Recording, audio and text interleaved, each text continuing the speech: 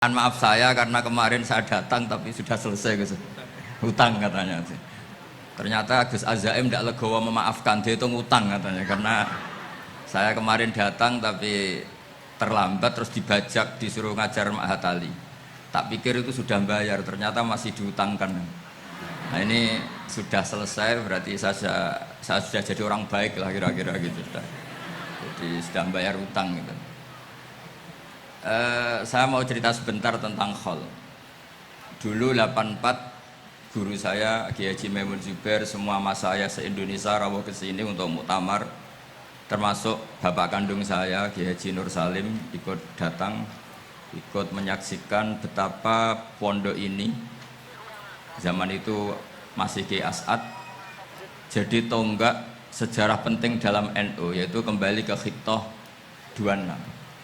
Kita tahu NU dulu itu ormas, kemudian era Gus Wahid jadi partai politik, era Gus Dur karena saran beberapa kiai, wafi muqaddimihim ada Kiai As'ad, Kiai Ahmad Siddiq dan beberapa kiai, kembali lagi ke Khittah 26, yaitu menjadi ormas, organisasi masyarakat yang menaungi, yang mengayomi, yang menganjurkan mazhab ahli sunnah wal jamaah.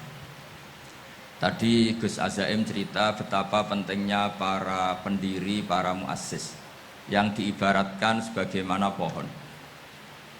Saya masih ingat Dawe Mbah Mun. Saya nanti cerita mas saya sebentar, terus cerita kitab Al-Ataqoh As-Somadiyah dikarang Said Muhammad, fawaidnya maksudnya.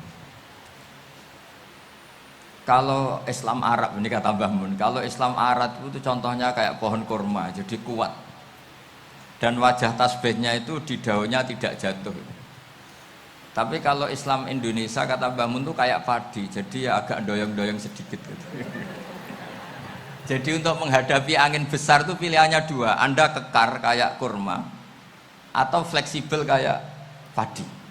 Jadi ya doyong-doyong sithik gitu. Ada koruptor sowan, salam templeknya ya diterima gitu. Ada calon bupati cantik ya didukung, pokoknya agak-agak doyong. Tapi baru kayak doyong itu nggak bisa roboh karena fleksibel. Jadi kazar in akhraja syatahu, jadi ada dua tamsil. Karena memang menghadapi orang fasik, orang dolim ini kita sebagai ulama itu ya kebingungan. Ini mungkin Ki Afif bisa bahsul masail ini. Karena pertanyaannya gini, saya berkali-kali digojlok sama bapak saya. Berteman orang fasik hukumnya gimana? Pasti dijawab haram. Tapi kalau pertanyaannya dibalik, membina orang fasik hukumnya gimana? Baik. Dan bisa membina kalau berteman.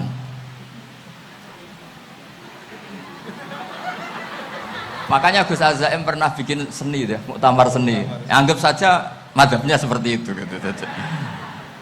Jadi ya agak doyong-doyong sedikit. Masa ketop kok berteman orang yang macam-macam, tapi itu fleksibel. Nyatanya tetap soleh sampai sekarang gitu. Itu berarti itu ya gitu kata Mbah Mun itu.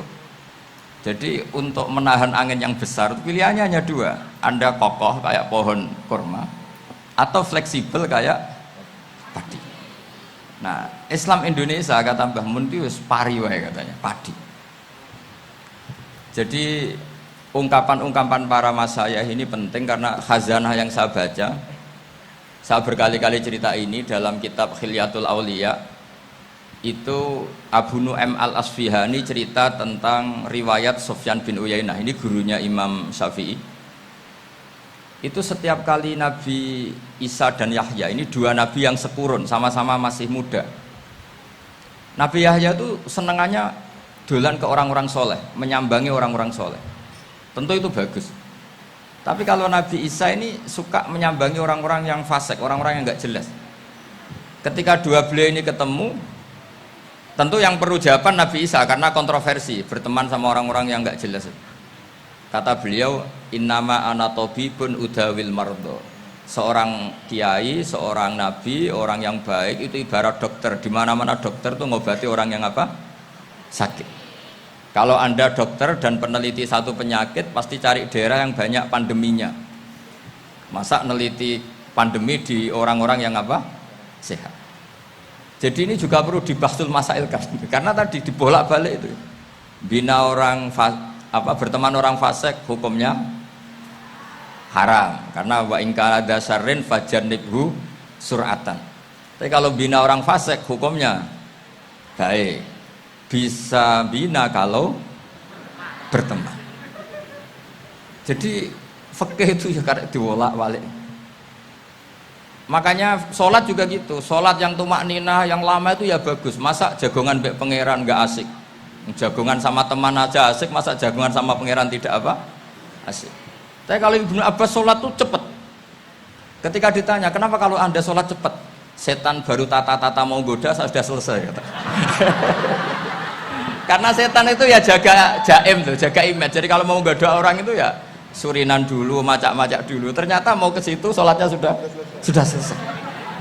Lah kebetulan mazhab saya itu yang kedua itu gitu. Jadi kalau Gus Azaim itu sholat lama sekali. Itu ada mazhab tandingan, yaitu mazhab saya. Itu karena ini sepuh saya, meskipun top beliau tapi sepuh saya. Saya sudah 50, beliau baru 40. Ini berarti baru memulai kiai. Kalau pakai umur nubuah ini baru mulai. Jadi mazhab itu penting. Jadi pembanding itu harus diutarakan. Sehingga dalam fikih manapun itu sebuah mazhab itu harus diuji itu lewat pembanding. Dulu itu setiap debat fikih antar ulama itu mesti nggak ada yang menang. Misalnya saya kiai kelihatan miskin itu ya baik supaya santri-santri yang miskin itu punya teman gitu. Karena rata-rata santri itu miskin, nah dikancani kiai kan seneng gitu. Tapi problemnya kiai yang miskin itu ya nggak bisa nolong santri karena dia sendiri apa miskin. Makanya dulu Imam Syafi'i itu pengagum orang miskin. Setelah ngaji Imam Malik tanya, ya Imam Malik orang yang sealim jenengan itu siapa? Jawabnya Imam Malik lucu. Dulu Abu Hanifah, sekarang orangnya sudah meninggal ya. Ilmunya dititipkan atau diwaris oleh Muhammad bin Hasan Asy-Syaibani. Akhirnya Imam Syafi'i dibiayai Imam Malik ke Irak. Imam Syafi'i miskin, bisanya ke sana dibiayai Imam Malik. Itu seperti Abu Ya Said Muhammad masyhur, ini murid beliau. Kalau ada santri boyong kan mesti apa? Disangoni. Ketika datang ke Irak, Muhammad bin Hasan Asy-Syaibani itu nata uang, nata emas itu di ruang tamu. Jadi ngitung uang itu di ruang tamu miliatan. Ini kaget, ini kiai kok kedonyan kata Imam Syafi'i gitu. Tapi apa kata Muhammad bin Hasan Asy-Syaibani? Anda kagum ini, Anda kaget ini. Kalau kamu menyoal orang soleh kaya, ini tak kasihkan orang-orang fasik biar dipakai judi, dipakai selingkuh, dipakai maksiat. Jangan harta ini harus tetap di orang soleh. Kalau ke orang fasik bahaya. Berarti kiai boleh kaya, boleh. Semenjak itu ada gerakan kiai kudu sugih. Ya ada yang kesampaian, ada yang enggak gitu aja. Tapi karena kalau pakai logika fikih, harta itu fitnah. Oke, seakan-akan harta itu masalah. Tapi kalau ini dikuasai orang dolim, maka masalah besar. Jika orang-orang soleh ini harus juga menguasai harta. Nah, terus lama-lama dikiaskan kekuasaan. Kalau yang kuasain orang fasik, orang tidak sholat ribet. Akhirnya kiai terus dukung, ya akhirnya ikut politik tadi. Nak menawa bupatinya kena diatur gitu. Diatur kon sholat, orang ngasih proposal, maksudnya diatur keng sholat maksudnya. Ini cerita-cerita apa logika fikih. Makanya saya sering ngaji kitab-kitab itu, diantara yang saya suka adalah ada dialog besar yang terjadi di antara orang-orang pilihan, termasuk bahkan di antara para nabi dan Tuhan. Jadi unik, Allah sendiri kadang mengajari kecerdasan para nabi itu ya lewat dialog. Masyhur itu, Nabi Ibrahim itu punya ruang khusus untuk sholat dan tidak boleh siapapun masuk situ. Tahu-tahu ada yang sudah di situ. Beliau membuka, kaget. Siapa memberi izin ke kamu yang punya rumah ini? Saya yang punya rumah dan saya tidak memberi izin kamu. Yang memberi izin saya itu yang punya saya, kamu dan rumah ini. Yaitu Allah Ta'ala katanya. Wah berarti kamu malaikat dong. Iya saya malaikat Israel. Disuruh nyabut nyawa kamu kan. Ya agak sopan karena nggak pernah mondok di Salafiyah itu malaikat Israel itu. Itu akhirnya Nabi Ibrahim bilang, wah itu keliru, Anda pasti keliru. Hal ra'aita habiban yumitu habibah, hal ra'aita khalilan yumitu khalila. Saya ini Khalilur Rahman, saya ini kekasih Allah. Masa ada kekasih bunuh yang dikasih? Itu Israel akhirnya ngaji, masuk akal juga. Ternyata perintah ini mungkin hoax ya. Pokoknya dia terus mikir akhirnya. Iya ya, masa ini kekasih Allah kemudian oleh Allah dibunuh, dimatikan. Terbanglah Israel, matur lagi, ya Allah. Kata Ibrahim, hal ra'aita khalilan yumitu khalila. Masa kekasih bunuh yang dia apa? Kasih. Kayaknya masuk akal Gusti. Mulai ngaji lah kira-kira gitu. Akhirnya oleh Allah dijawab, ya sudah begini, kamu datang ke Ibrahim bilang, hal ra'aita habiban yakrahu ayyalqa habibah. Masa kekasih tidak siap ketemu yang dikasih. Nah, jadi akhirnya Nabi Ibrahim, Israel datang lagi. Logikanya sekarang enggak gitu, begini katanya diajarin. Hal ra'aita habiban yakrahu ayyalqa habibah. Masa kekasih tidak siap ketemu yang dikasih. Kata Ibrahim, oke, ya, terus mau meninggal. Jadi kalau jenengan cinta betul sama Allah ya harus, ya tidak usah, jangan sekarang tapi. Kalau mati di rumah aja, kalau di pondok ngerepotnya kiainya nanti itu. Tapi nanti setelah punya cucu banyak lah. Nah, barokahnya baca ini, dialog-dialog orang pilihan ini akan tersibak. Karena tidak dalam semua kebaikan itu nggak ada logikanya, rata-rata ada logikanya. Misalnya begini, kalau Anda orang soleh, kemudian anak Anda pamit mau sekolah di Jerman, pilihan Anda mengizinkan apa enggak? Karena potensi jadi fasik ya tinggi, karena di tempat-tempat mas. Potensi berdakwah dari daerah yang untuk daerah yang tidak ada dai-nya menjadi ada. Itu mesti ulama itu berdebat. Misalnya punya anak pamit mau kembali atau keluarga. Yang satu cara berpikir optimis. Awal ada dai di beberapa negara Eropa itu ya barokahnya imigran, pekerja, mahasiswa.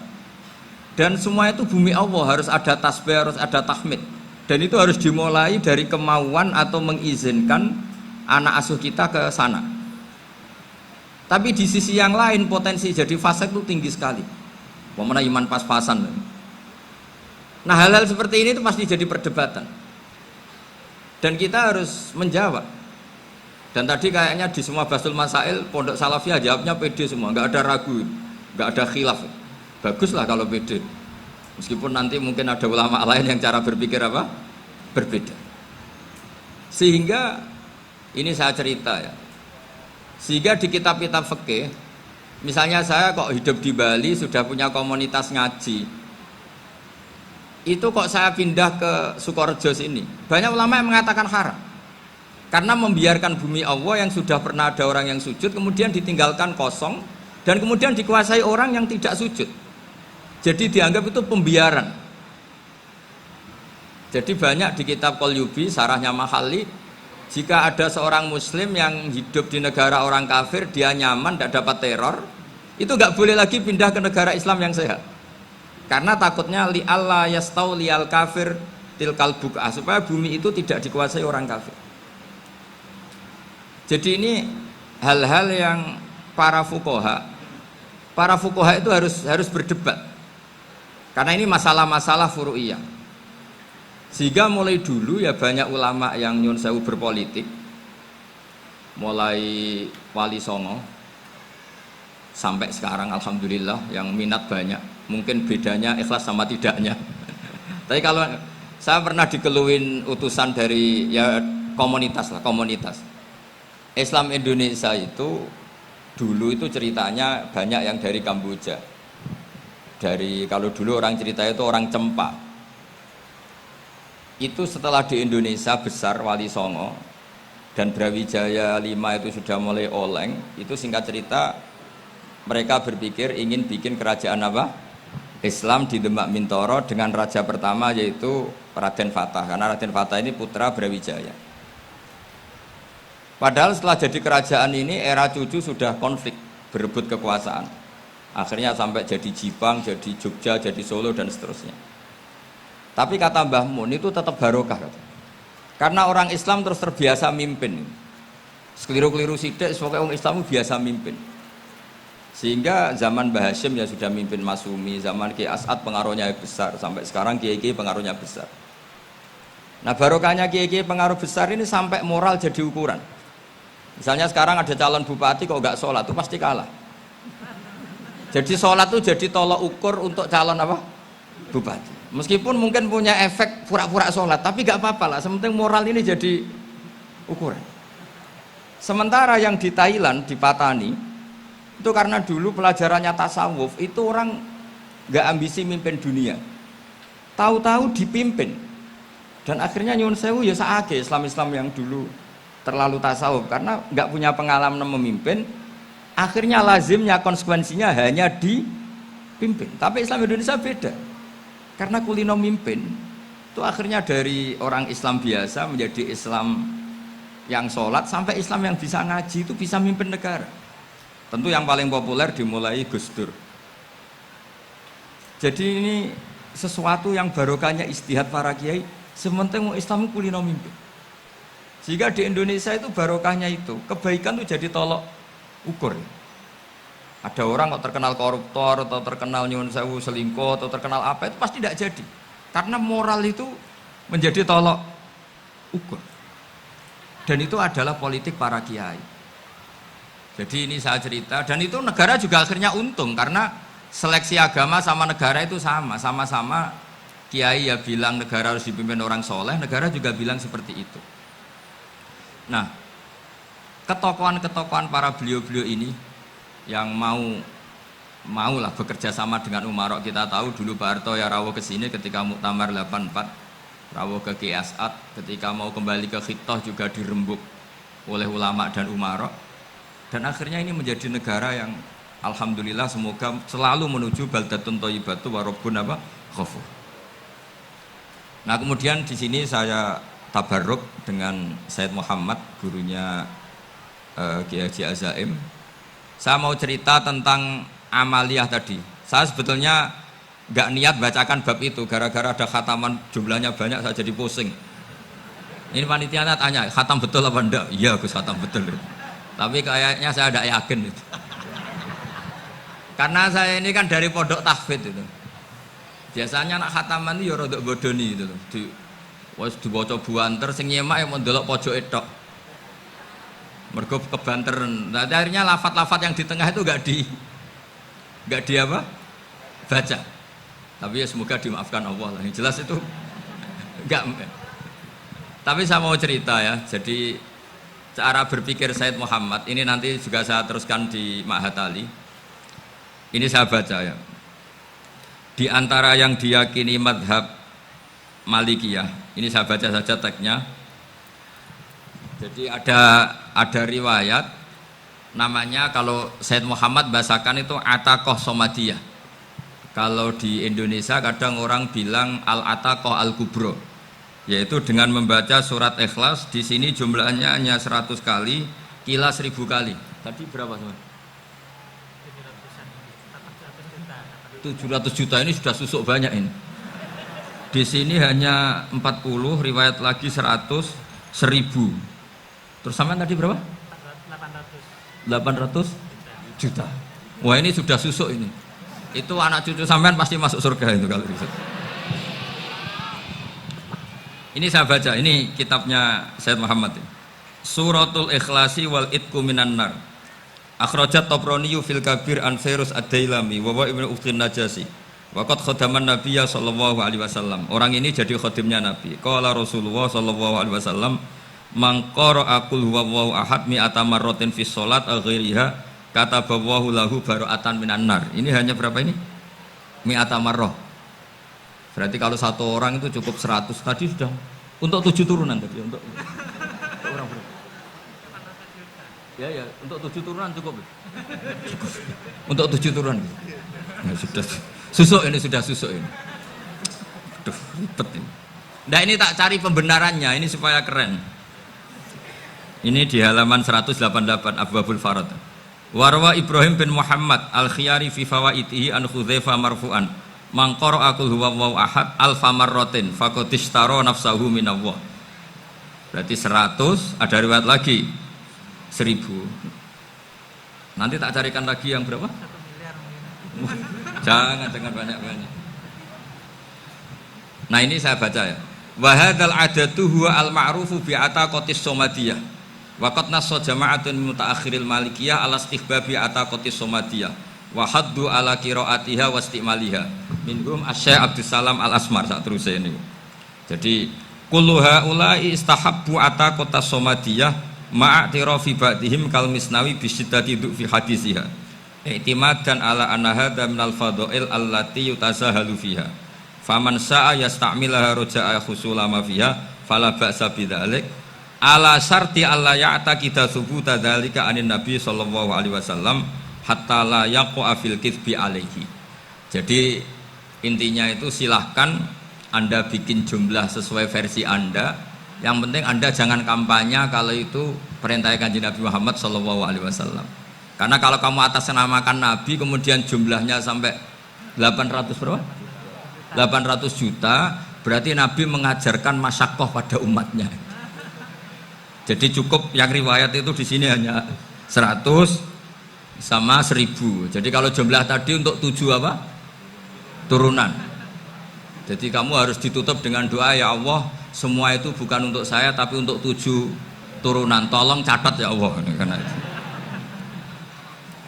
Jadi artinya gini loh ya, orang Indonesia yang sering mempraktekkan ataqah somadiyah itu bukan tanpa dalil. Ternyata dalam mazhab Maliki, saya masih ingat ketika mbah saya kandung, bapaknya bapak, asmane Mbah Nur Syam, itu wasiatnya minta dibacakan 4000. Yang baca pas itu ya bapak sama anak-anaknya. Dan kemudian alhamdulillah zaman akhir itu mulai agak ngawur. Kalau ada acara itu wong liya kon maca anake mlebu metu gak melok maca. Itu keliru, saya jamin itu keliru. Saya sering kalau mimpin di rumah, kalau yasinan di tonggo-tonggo kok anaknya gak maca, saya keluar. Bapakmu wong liya kok kon maca, kata saya gitu. Jadi itu menurut saya itu yang jelas, saya sampai ngisi begini. Yang ada riwayatnya itu idza mata ibnu adam in qata amaluhu illa min salasin shadaqatin jariyah au ilmin yuntafa'u bi awaladin sholihin yatullah. Itu tidak ada di hadis au kiyayin sholihin yatullah. Yang ada itu awaladin apa? Sholihin. Jadi anaknya harus ikut, kalau tidak ada usah, kata saya. Akhirnya anaknya udah wedi, nggih Gus nggih. Akhirnya tak kei jagung paling akeh, kula mendet sithik. Wong aku ora anake kok. Kadang-kadang enggak, orang lain baca buahnya, anaknya mau mlebu metu mau enggak no tamu mbek rokokan. Itu harus ditobatkan itu. Keliru itu. Karena nasnya bukan au kiyayin sholihin tapi awaladin sholihin. Ini bukan provokator, ini memang ya seperti itu. Nah terus tentang tadi la ilaha illallah yang didawuhkan Gus Azaim. La ilaha illallah itu penting sekali, cuma saya mohon itu dielmoni lah. Jadi dulu kalimat ini menjadi spesial karena dielmoni, karena dimulai dari fa'lam annahu la ilaha illallah. Terusannya ayat tuh wastaghfir li dzambika walil mu'minina wal mu'minat.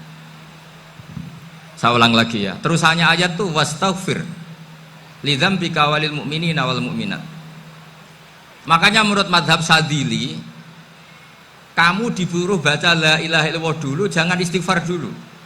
Saya ulang lagi ya. Dalam mazhab Sadiliyah itu la ilaha illallah dulu, nggak boleh istighfar dulu. Alasannya masuk akal. Orang yang kafir 70 tahun itu sekali baca la ilaha illallah itu langsung yughfar lahum ma qad salaf. Sehingga la ilaha illallah sendiri sudah punya kekuatan supaya dosa kita diampuni. Qul lil ladzina kafaru iyantahu yughfar lahum ma qad salaf. Cara menghentikan kekafiran gimana? Dia melafadzkan la ilaha illallah. Ini kalimat yang begitu saktinya sampai orang yang kafir puluhan tahun itu dosanya semuanya terhapus hanya karena melafadzkan la ilaha illallah. Nah, makanya kata Abdul Hasan Asadili, wastaghfir li dzambika ay bihadil kalimah. Seseorang sah di istighfar itu kalau melafadzkan la ilaha Misalnya ada orang kafir mati kafir, sah nggak anak cucunya mengistighfari dia? Tidak sah karena belum melafatkan la ilaha illallah. Makanya kata Abu Hasan Asyadzili, wastaghfir li dzambika bihadil kalimah. Sehingga lafadz ini spesial betul. Tapi kadang-kadang beberapa mursyid cara berpikir lain. Ini kalimah thayyibah harus dibaca orang suci, sehingga mendahulukan apa? Istighfar. Untuk supaya pas ngelafatkan kalimah thayyibah sudah dalam keadaan apa? Suci. Itu juga masuk akal. Tapi secara meyakinkan saya sendiri lebih mengikuti manhajnya Abil Hasan Asyadzili karena alasannya tadi, yang kafir puluhan tahun saja langsung luntur dosanya karena melafatkan la ilaha illallah. Artinya la ilaha illallah sendiri sudah bagian dari istighfar. Nah, ya tadi buktinya fa'lam annahu la ilaha illallah terus wastaghfir lidzambika walil mu'minin. Jadi orang sah diistighfari itu setelah dipastikan sah tauhidnya. Jadi setelah tauhidnya sah yaitu la ilaha illallah baru sah apa?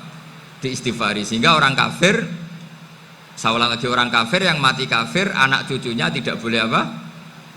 Tidak boleh menistighfar. Terus saran saya kedua, la ilaha illallah itu filosofinya itu nafyun li uluhiyati ghairillah wa isbatun li uluhiyatillah wahda. Filosofi la ilaha illallah itu gimana? Menafikan semua selain Allah itu tidak Tuhan dan hanya menuhankan Allah semata. Nah itu caranya gimana? Caranya kita harus terbiasa ini, karena tadi saya dibilangin panitia ini rata-rata mustameknya atau mustamiatnya ini santri. Caranya gimana? Dilatih pakai logika. Saya berkali-kali cerita kalau ngaji, saya sekaligus kampanye. Allah itu Tuhan yang begitu fair. Untuk menjadi Tuhan Allah mempersilahkan, ada kualifikasi Tuhan. Jadi boleh dikompetisikan, itu boleh kata Allah. Gak apa-apa kamu ngaku Tuhan gitu kata Allah. Tapi nak ngaku pangeran itu paling gak ya direputasi lah, ada verifikasinya. Dimulai dari apa? Ya kalau jadi Tuhan itu setidaknya bikin langit bumi lah, aturannya gitu. Jadi kalau daftar bupati ya daftarlah ke KPU. Masa tahu-tahu jadi apa? Tuhan kemudian tidak punya prestasi bikin langit bumi. Sehingga Allah itu cara ngendikan itu ya fair. Qul ara'aitum ma tad'una min dunillah aruni madza khalaqu minal ardi am lahum syirkun fis samawat. Coba yang kamu tuhankan selain saya, prestasinya apa kan? Ketika saya bikin bumi itu apa ikut bikin? Terus am lahum syirkun fis samawat. Kalau bikin langit, kalau nggak bisa ya urun lah gitu. Urun semen apa urun bego, pokoknya urun lah gitu. Urun ora, gawe bumi ora, ngerti-ngerti ngaku dadi pangeran. Qul hatu burhanakum. Jadi ya kan ya lucu kan, misalnya syarat kiai di Salafiyah kan keluarga Kiai As'ad, cucunya ngaji ngalim. Orang keluarga Kiai As'ad tuh aku kiai utama di Salafiyah. Oh mesti di penjara ya. Lah yo gak gawe langit bumi, gak ada prestasi terus ngaku sebagai apa? Tuhan. Sehingga fair. Makanya saya berkali-kali cerita. Jubair bin Mut'im itu punya anak namanya Muhammad. Ini sudah orang alim, Muhammad bin Jubair bin Mut'im. Itu cerita awala islami abi. Mut'im itu orang pinter sekali. Saking pinternya dia jadi delegasinya orang Quraisy datang ke Rasulullah sebagai negosiator untuk membebaskan Asra Badrin, tawanan perang apa? Badar. Yang namanya disuruh itu pasti orang pinter.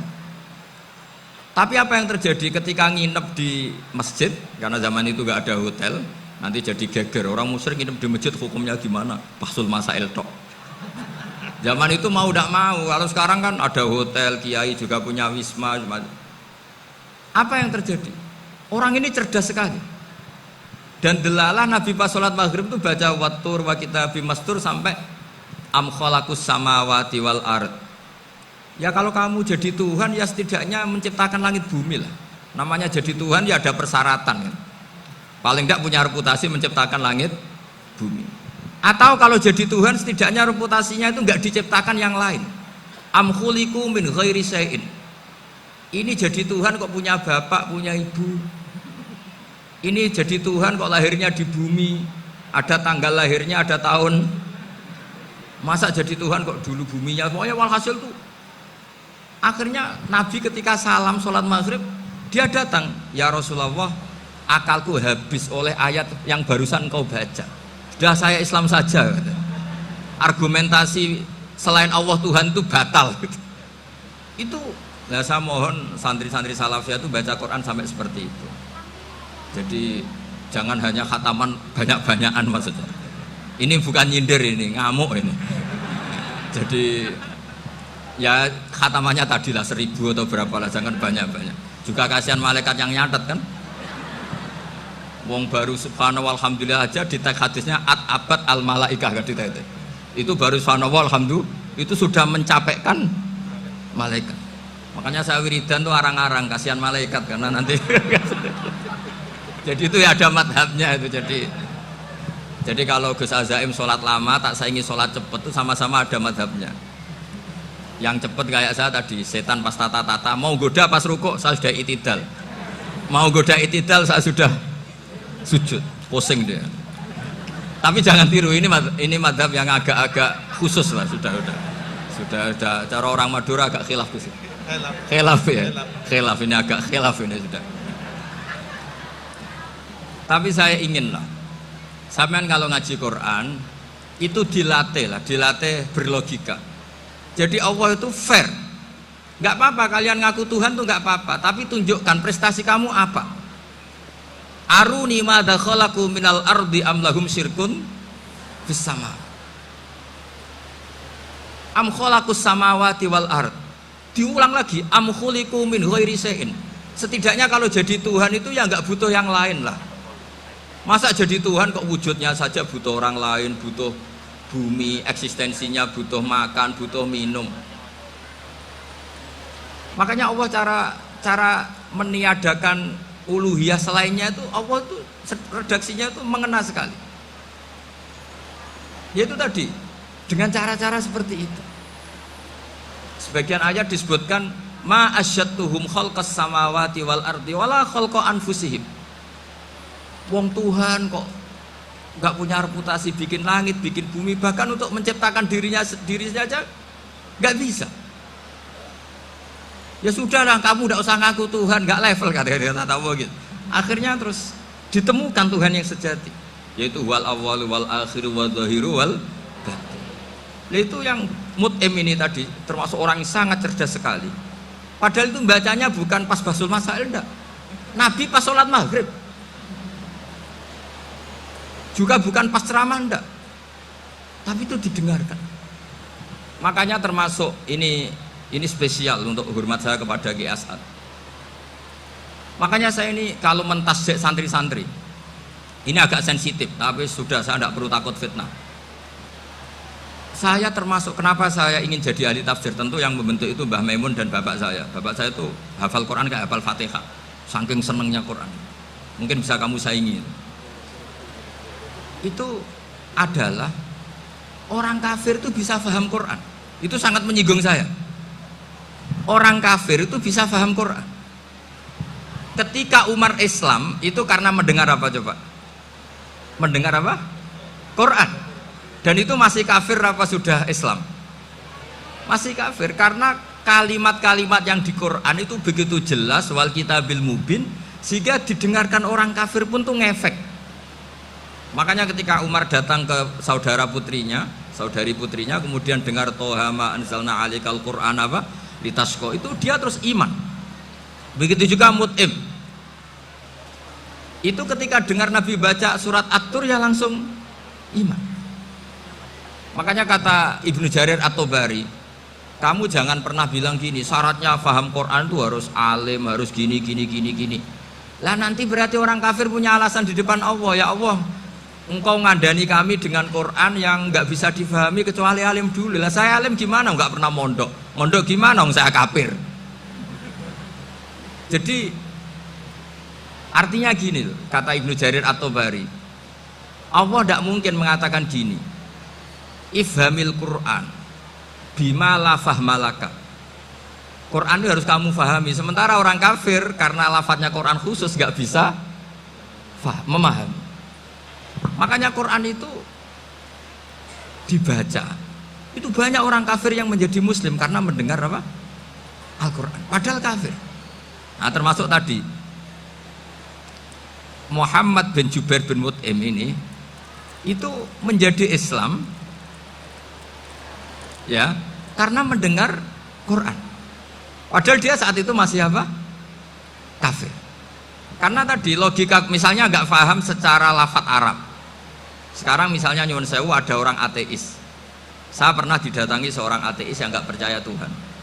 Saya mau Islam Pak Ba, asal Anda bisa menjelaskan Tuhan itu siapa.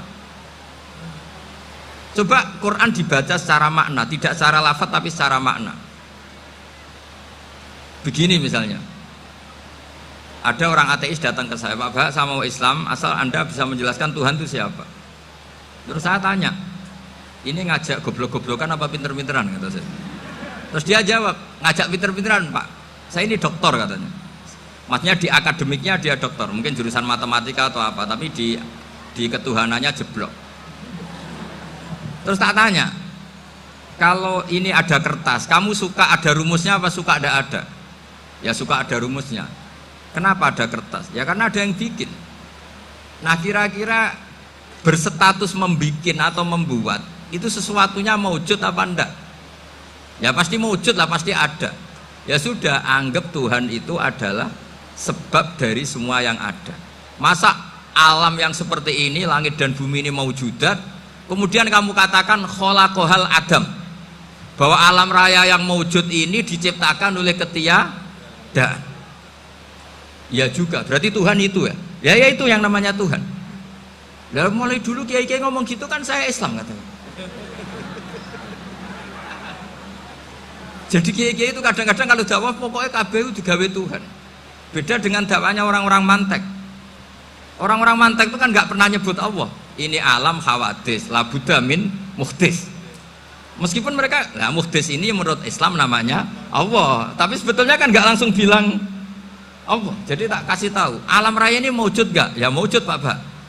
Bisa nggak sesuatu yang nggak ada menjadi faktor wujudnya yang ada? Ya nggak bisa, namanya nggak ada itu nggak bisa jadi faktor. Nah itu hebatnya ulama-ulama kita ketika mengenalkan Allah itu siapa? Zat yang wajibil wujud. Jadi kita ini kalah pinter be ulama-ulama dulu. Ya alhamdulillah kalahnya sama ulama dulu. Kalau kalah sama ulama sekarang isen lah. Jadi ulama dulu sudah pinter. Pasti pertanyaan dasar manusia, hadil maujudat tuh man khalaqaha, siapa yang menciptakan? Kalau kamu langsung jawab Allah atau Tuhan, mereka pasti tidak nerima. Ya jawab saja, hadil maujudat mesti khalaqaha maujudun. Nah berhubung maujud ini berstatus pencipta, harus super. Nah super ini oleh ulama disebut wajibul wujud atau musabbibul asbab, yang oleh Islam dinamai Allah. Tapi kita langsung ngomong Allah, ya mesti aja bingungkan kan bagi yang bingung maksudnya. Ya saya mohonlah kalimat-kalimat la ilaha illallah itu diamatilah, diresapi sampai seperti penjelasan saya ini, sehingga punya kualitas ilmu. Karena syaratnya memang fa'lam, harus punya kualitas apa? Ilmu. Ilmu itu apa? Ma'rifatus syai' ala ma huwa alaih. Mengenal sesuatu sesuai detail-detail sifatnya sesuatu itu. Misalnya kalau Allah sudah jadi Tuhan, ya harusnya qabla kulli syai'. Masa Tuhan sama yang dituhani wujudnya dulu yang dituhani? Ditemukanlah sifat awal atau qadim. Makanya benar Gus Azaim tadi, kalau sudah bertauhid harus hafal akidah berapa khamsin. Dimulai apa? Wujud. Kenapa harus dikatakan wujud? Karena alam raya ini kadung maujudat. Hadhil alam maujudun. Masa maujudun khalaqahul adam? Masa maujudat khalaqahul adam? Nah itu yang disebut am khuliqu min ghairi syai'in am humul khaliqun. Jadi saya mohon semohon-mohonnya, cobalah tradisi-tradisi lihat baru ayat ini dihidupkan lagi, sehingga kita baca Quran itu sekaligus menjadi orang yang sangat argumentatif. Karena Quran adalah qul falillahil hujjatul balighah. Dilatih, jangan bosan, dilatih.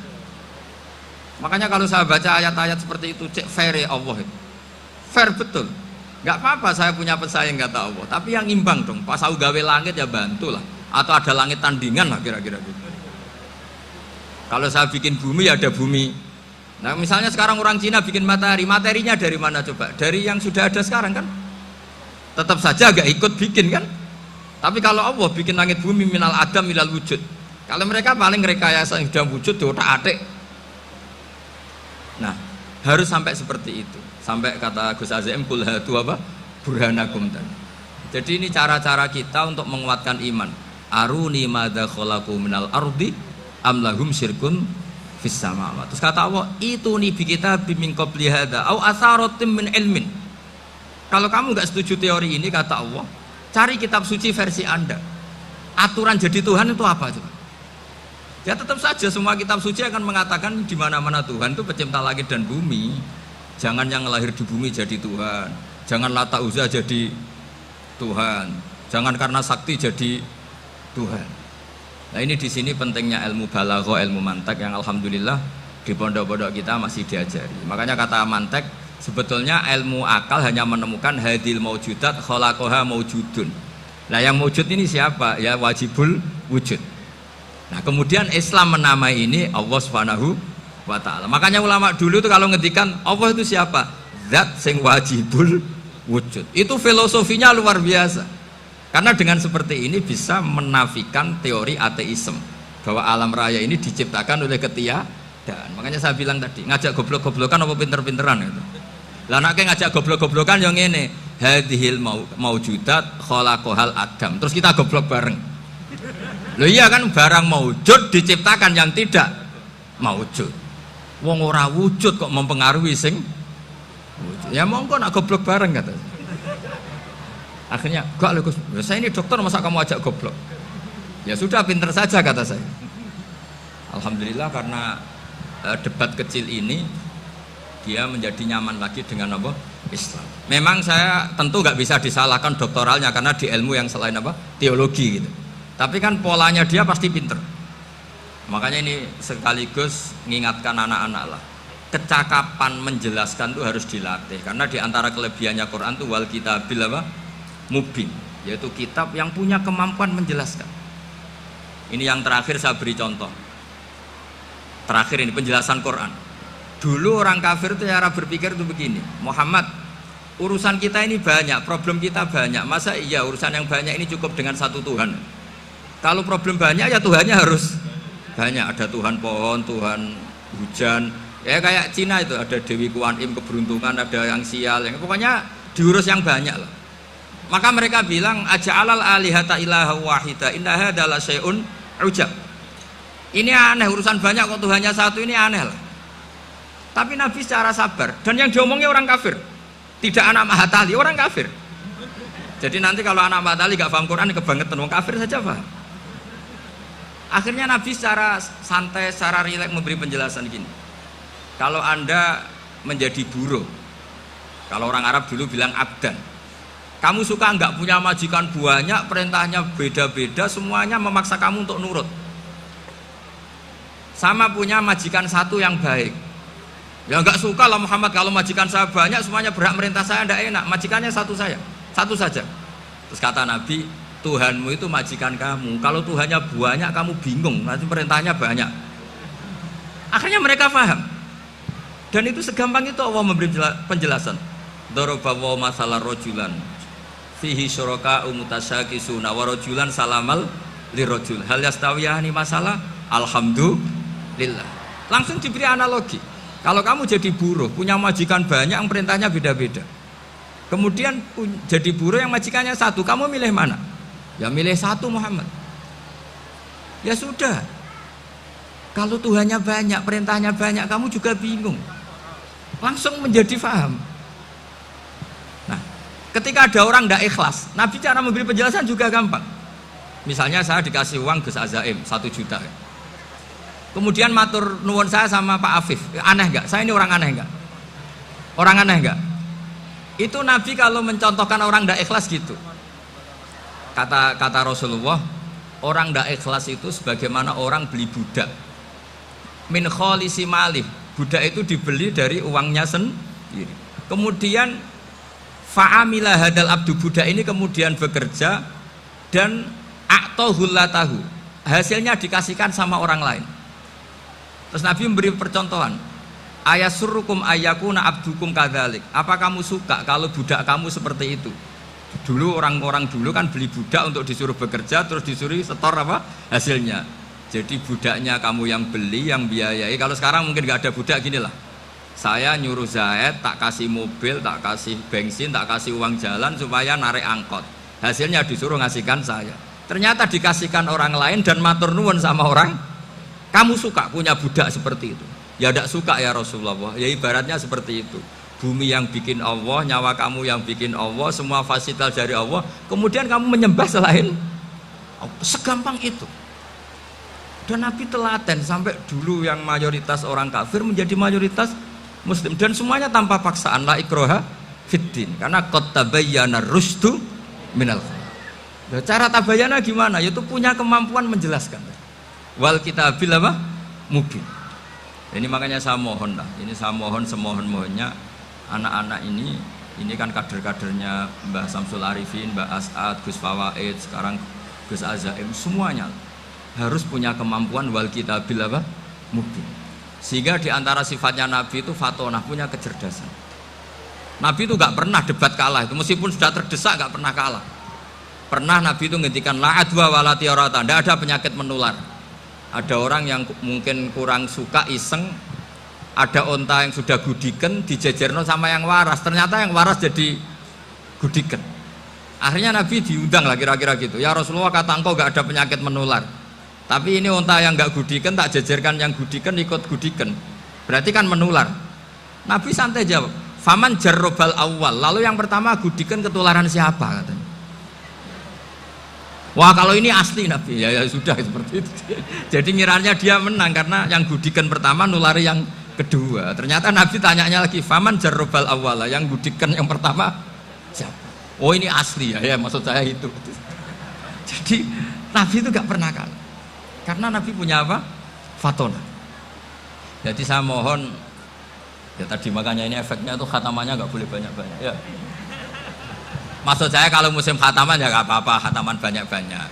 Tapi kalau gak musim khataman ya musim-musim tadabbur gitu. Tapi kalau ini musim khataman ya monggo lah. Cuma saya kok kasihan malaikatnya ada di situ. Ya ngoten mawon, minta maaf. Assalamualaikum warahmatullahi wabarakatuh.